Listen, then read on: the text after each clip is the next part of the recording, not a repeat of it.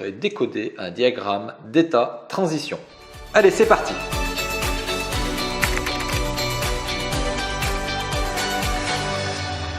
Le diagramme d'état transition est un diagramme ou un schéma, si vous préférez, qui va représenter les différents états du système.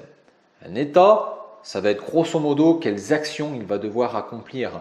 La suite des états, ça veut dire par exemple la machine est en marche, la machine distribue des jetons, la machine fait telle ou telle chose, et comment les différentes actions de la machine vont venir s'enchaîner les unes derrière les autres.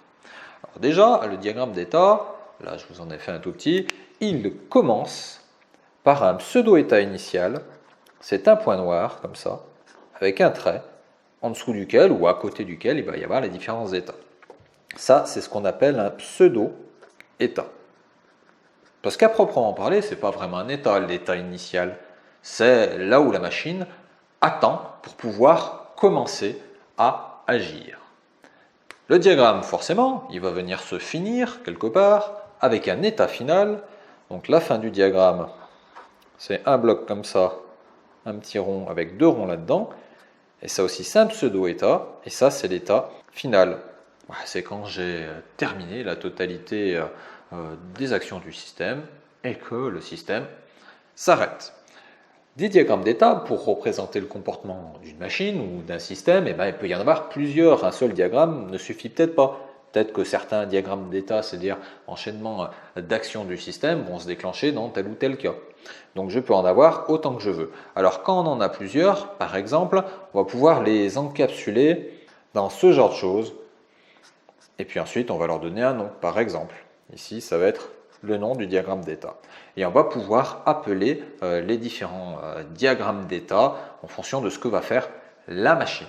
Alors un vrai état de la machine se représente comme ceci, c'est-à-dire un rectangle arrondi que l'on va pouvoir éventuellement séparer. En haut du rectangle arrondi, il va y avoir le titre de l'état, par exemple l'état numéro N, numéro 10, numéro 11, ou l'état en marche, ou ce que vous voulez, bref, un nom au niveau de l'état, mais ça ne me dit pas ce que fait le système. Pour savoir ce qu'il va faire, le système, je vais pouvoir le décrire ici en dessous. Alors en dessous, il y a des codes. On peut marquer entry, on peut marquer do, on peut marquer exit, et on peut marquer include. Alors à quoi ça sert tout ça? Eh bien entry, ça va être l'action qui va être déclenchée dès que je rentre à l'intérieur de mon état. Par exemple, entry, allumer une lumière. Ensuite, do, c'est ce qui va se déclencher comme action dès que entry est terminé. Donc dès que j'ai allumé la lumière, je peux par exemple mettre en marche le moteur. Et ça, c'est à l'intérieur de mon état. Tout ça, ça s'appelle des transitions internes. Pourquoi transition? Parce que c'est des choses qui vont s'enchaîner les unes derrière les autres, mais à l'intérieur même de mon état. Exit. Alors ça, c'est un peu particulier, c'est ce qui va se déclencher comme action dès que je vais sortir de mon état. Et enfin, include, c'est par exemple à l'intérieur de mon état, je peux mettre un autre diagramme de séquence. Donc je peux appeler un autre diagramme de séquence à l'intérieur de mon état, c'est-à-dire contenir plein d'autres états dans ce même état N. Allez, ce que je vais faire là, je vais tracer un petit diagramme pour qu'on comprenne un petit peu un diagramme d'état de manière plutôt basique. Voici un tout petit diagramme d'état de transition pour essayer de comprendre un petit peu comment tout ça, ça marche.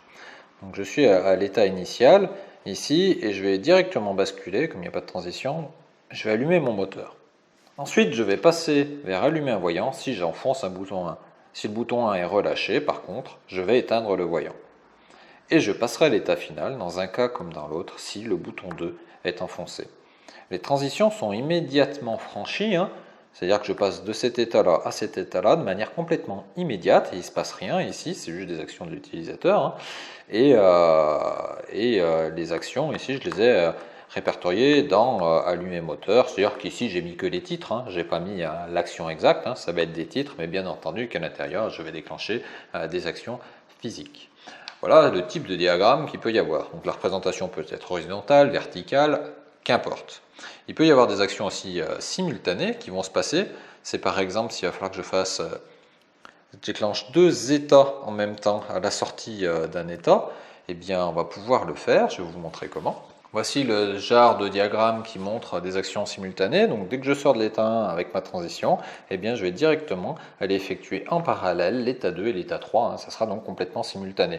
Et après, mon diagramme peut faire sa vie d'un côté ou de l'autre. Ou alors, le diagramme peut, par exemple, mais ce n'est pas obligé, venir converger. Donc, je fais un trait un petit peu plus fort. Ici, on a un point pour aller, par exemple, vers un état numéro 4.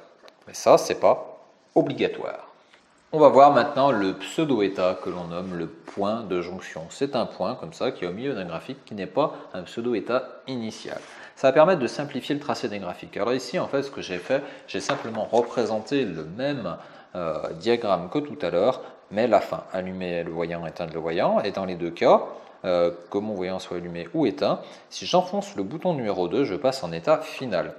Donc en fait, j'ai écrit deux fois au niveau de mes transitions bouton 2 enfoncé. Et ça peut apporter du quiproquo dans le système et des problèmes de compréhension. Écrire deux fois la même chose, c'est prendre le risque de faire une erreur. Plutôt que l'écrire deux fois, je vais l'écrire qu'une seule fois en rejoignant ici un bloc de jonction et en marquant ici bouton 2 enfoncé. Ici, dans les deux cas, hop, je passe à cet état-là et je n'irai à la suite que si le bouton 2 est enfoncé. Donc tout ça, ça remplace les deux flèches de tout à l'heure. C'est un point de jonction. Là où c'est intéressant, c'est que ça regarde tout de suite ce qu'il y a là et ça va nous permettre donc de vérifier qu'il n'y a pas de problème au niveau de mes tracés et de les simplifier au maximum. Alors bien sûr, il existe d'autres types de tracés dans les diagrammes état transition. C'est inutile de tous les voir, certains sont assez clairs. On va dire qu'ici, dans cette vidéo, on a vu les principaux que vous pouvez rencontrer en sciences de l'ingénieur.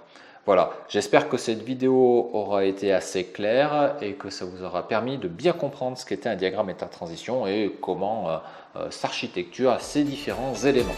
Allez, bonne révision!